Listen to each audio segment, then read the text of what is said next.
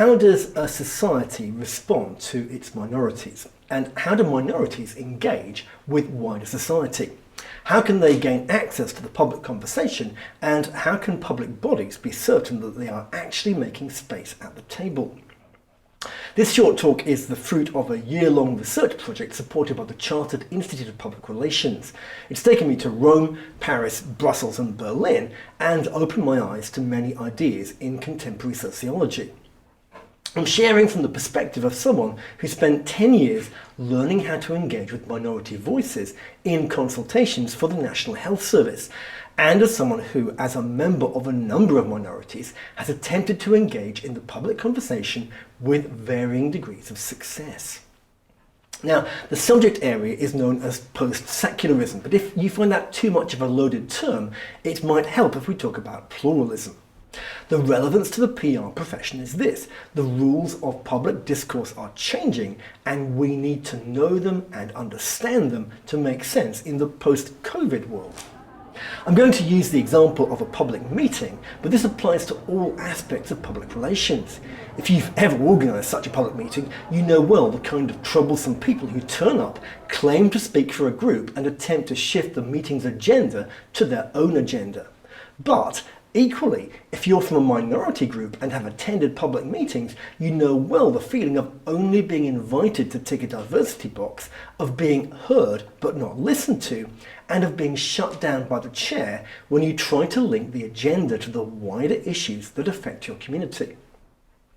We'll explore in this session new ways of doing public conversations that hopefully give minorities their rightful voice and enable public bodies to understand essential insights from true community experts. We need to begin with a quick trip into history as we see how three eras, the sacral, the secular and the post-secular, came about. If you visit the Colosseum in Rome today, it will be bustling with tourists and ice cream sellers, but it was constructed in the 1st century as the centerpiece of the Roman Empire's social life. Rome was one of the greatest societies in history, but it was also among the cruelest. The Roman response to troublesome religious and ethnic minorities was simple: throw them to the lions. For Rome, this response ultimately failed. In 314, Constantine signed the Edict of Milan, bringing about a short period of pluralism. However, in 381, Emperor Theodosius decreed that the newly legalized Christianity would be the official religion of the empire. This ushered in what John Caputo has called the Sacral Era. In the Sacral Era, the state, the official religion and society were intimately and intrinsically bound together. It's questionable to what extent the empire fully Christianized, but it is absolutely certain that post-Roman Europe was fully sacral. The Sacral Era brought certainties and much-needed stability, but it was not kind to minorities, and especially not dissenters. This ultimately destroyed it. The execution of the Czech theologian Jan Hus for heresy on the 6th of July 1415 led immediately to the Hussite Wars, which in turn set the stage for continent-wide change. A century later, the Protestant Reformation, started by Martin Luther, split Europe in two. The conflicts which followed, often called the Wars of Religion, continued until the Peace of Westphalia in 1648. Westphalia might seem to be just another treaty, but it is often regarded as the beginning of what we now call the Secular Era. As well as resolving the 30 Years' War and the 80 Years' War, Westphalia reiterated a principle which had already been proposed at the Peace of Augsburg almost a century earlier. This was cuius regio, eius religio, which loosely translates as the ruler gets to choose the religion. Well, this might seem like the Sacral Era all over again. It actually made the state answerable only to itself. In Northern Europe, above what they call the beer line, this resulted in a gradual separation of state and religion. In Southern Europe, the response was later and more abrupt. In 1789, the French Revolution overthrew the Ancien Regime, declaring liberté, égalité, fraternité. The revolutionaries were revolutionary in every way. They gave us the metric system, but they also attempted a 10-day week, a 10-month year, and crucially, the complete expulsion of religion from society. This is perhaps most easily illustrated in what happened in 2019 when the great cathedral of Notre Dame burned down. It immediately saw a public appeal which raised billions within a week, but this itself drew criticism. Why could the wealthy Catholic Church not pay for its rebuilding? The answer was the Catholic Church did not own it. All religious buildings in France were nationalised in the Revolution, and even today they are leased back by the government. In the Sacral Era, the state, society and religion were completely fused. French secularism, what Emmanuel Macron today calls Secularisme combatif, kept the state and society fused but expelled religion. The US Bill of Rights, just 2 years later, went in the other direction, separating the state from religion and making it an unwelcome guest in society by stipulating that Congress shall make no law respecting an establishment of religion or prohibiting the free exercise thereof. Modern theories of secularization really begin with Max Weber's The Protestant Work Ethic and the Spirit of Capitalism at the start of the 20th century. Secularism on the French model advanced strongly throughout the century, and the term secularization became a shorthand for the inevitable decline of religion.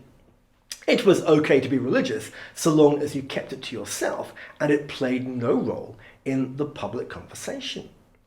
However, secularization theorists began to see cracks appearing, and in 1999 the noted scholar Peter Berger edited a book entitled The Desecularization of the World.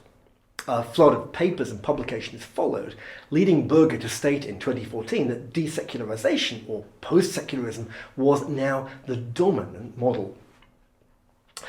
Post-secularism is not a return to the Sacral Era. Rather, in the post-secular, the intrinsic link between the state and society is broken.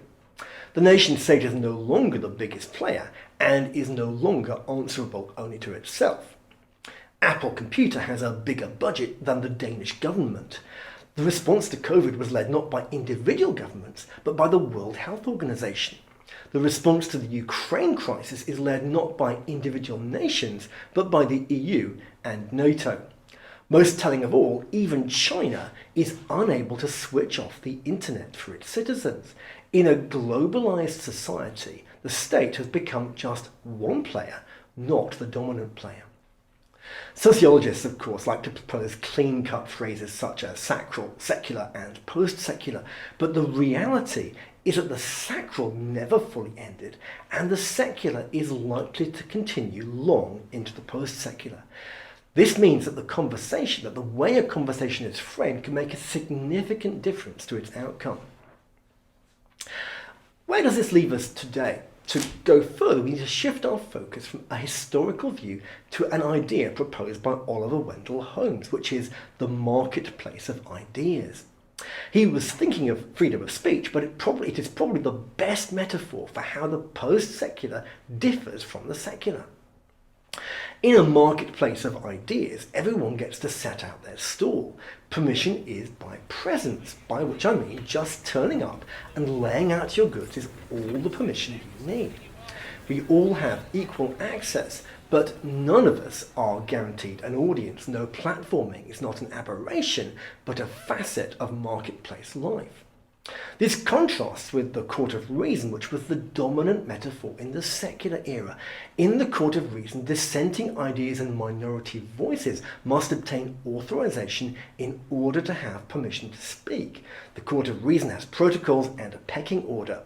One of the first questions is, what right have you to be here? In the marketplace of ideas, the only right you need to be here is that you are here.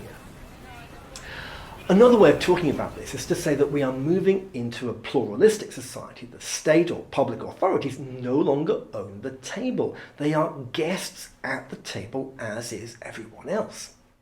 Now, if you are a public authority, you can continue to conduct matters as though none of this exists. You can continue to insist that minorities make their case in the court of reason, and you can determine who has access and under what terms.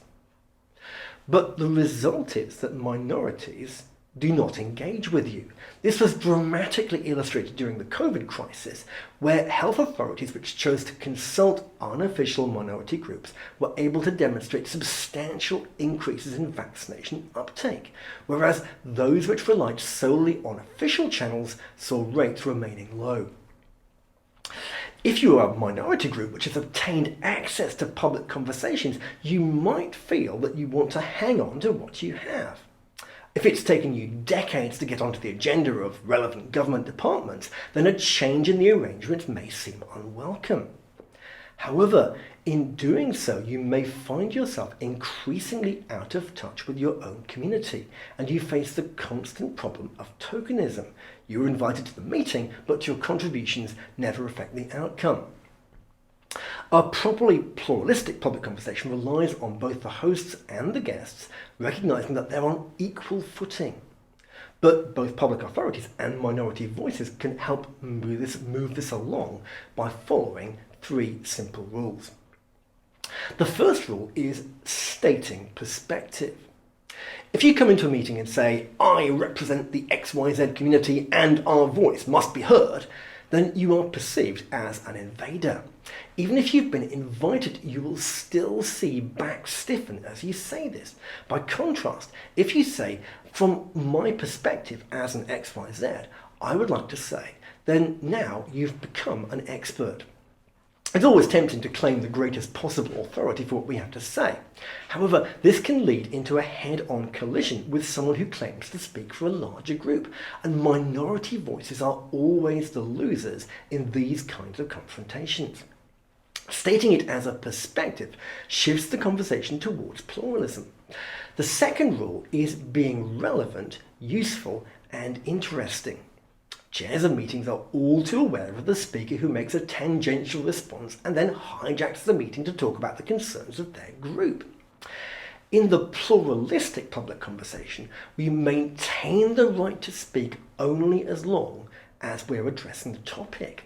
The flip side of this is that minority voices which regularly make relevant contributions are asked in turn to set out what their key issues are. A speaker who has proved to be useful and interesting on one topic can probably be relied on for other topics as well. The third rule is announce, do not denounce. In a marketplace of ideas, you can set out your stall and make claims for your goods. Of course, if you overclaim, you eventually lose credibility. However, what you cannot do is denounce another stall holder. In obtaining the right to speak, you also give them the right to speak. This may be difficult for minority voices which have gained public attention by denunciation. As part of the research for this project, I attended an aid conference where a speaker from a large and popular pressure group had been invited to make his case. When he began, about 120 people were present. Every seat was taken and many were standing at the back. By the time he finished, just a handful of seats were still occupied. He'd spent his entire 30 minutes telling aid workers why they were wrong. These rules, state your perspective, be relevant, useful and interesting, and announce but do not denounce, are relevant for public authorities organising such conversations as well. The rules apply whether hosting a town hall meeting, running a public consultation, or through a social media outreach. As the chair or host, applying these rules to yourself sets the tone, and making them explicit also gives you the right to move the meeting on if the rules are not obeyed. But in so doing, you have to break with the time-honoured tradition of giving yourself the lion's share of time and attention. In public meetings and consultations which I've attended, it's almost the universal rule that the organisers take up half or even 2/3 of the time available presenting themselves. This is typically redundant. Attendees have already read their documentation, otherwise they wouldn't have arrived in the right place at the right time for the meeting. It's also generally counterproductive. In my experience of running public consultations for the NHS, minority groups need the opportunity first to air their views and, in many cases, grievances before they're even willing to consider new proposals. Those types of meetings also play into the hands of well-organised pressure groups that arrive demanding to be heard because of claimed representation of thousands or tens of thousands of people who've signed a petition. A public conversation of whatever kind, where you briefly state the question to be considered and then ask respondents to state their perspective, make relevant and useful comments, and refrain from criticising other groups, has a very different flavour. It also gives the host the opportunity to wrap up at the end, presenting proposals in a way that show they are relevant, useful, and hopefully interesting based on the topics which have been raised from the floor. Post-secularism was initially framed in terms of a changing relationship between state and religion, but its usefulness to us as PR practitioners is really about the way it changes the relationship between authorities and the conversation. Ultimately, we are brokers, midwives, or perhaps just advisors for people who want to set out their stall in the marketplace of ideas. So let's summarise our takeaways. We looked at the sacral, secular and post-secular eras. In the sacral, state, society and religion were completely fused. For dissenting voices, this was a problem. There are still nations where this is the case, but it's less usual. In the secular era, especially European secularization, religion was pushed out and the state and society continued together. But this meant that the state now determined what voices should be heard. Many minorities, ethnic, religious, social, linguistic, found it hard to gain attention. In the post-secular, which we might prefer to call pluralistic, the state no longer owns society. Everyone is free to set up their stall in the marketplace of ideas, but no one is guaranteed an audience. Authorities no longer own the table, they are guests like everyone else. But the conversation can easily slip back into a secular era conversation if minorities act like invaders or troublemakers. To overcome this, I'm therefore suggesting these three simple rules we talked about. State perspective, be relevant, useful and interesting, and announce, but don't denounce. Stating perspectives makes you an expert, not an invader. Staying relevant means that you do not appear to be hijacking the conversation, and making a positive statement without criticizing others avoids the impression that you're picking a fight. I want to thank CIPR for generously supporting this project, and also the many people who I interviewed under the condition of anonymity. A short summary paper is available along with the full research paper, including a reading list. And I'm very happy for further contact via the usual social media channels or on email. Thank you very much for watching.